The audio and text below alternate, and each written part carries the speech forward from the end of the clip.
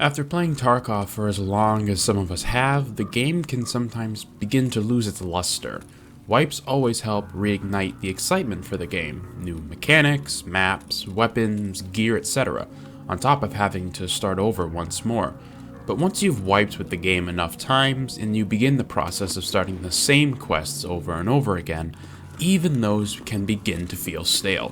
The monotony of redoing the exact same quests in the same order can really be a drag. We got a small break this wipe at the release of Ground Zero and having to start there now instead of customs, but again, it's only 6 quests at the start.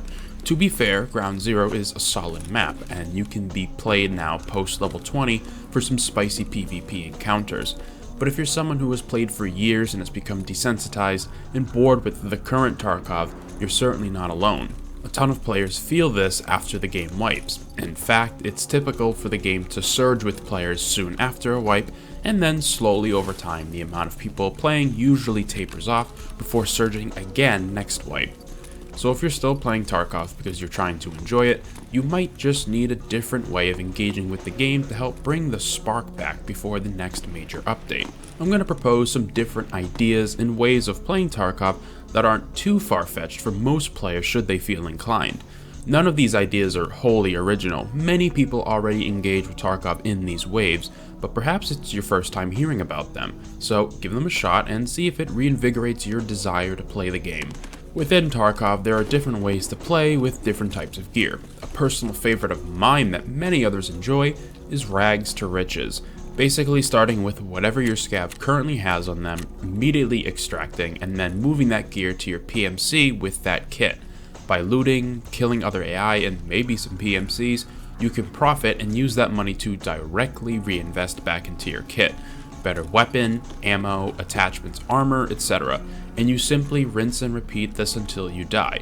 The goal is to be as accurate with your spending as possible, even if it means busting out a calculator to get the exact math.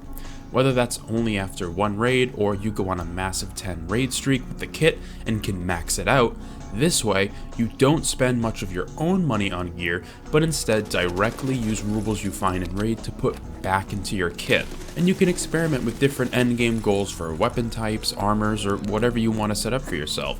Other than just running what I want, this is my next favorite way to engage with late game Tarkov.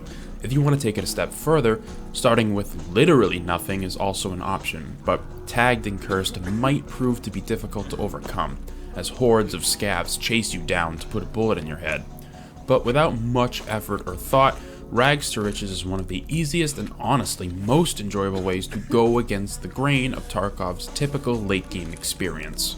Without modifying the game itself, there are ways people have come up with more official challenges that many in the community uphold, the most popular being Deadly Slob's Hardcore Challenge for Tarkov.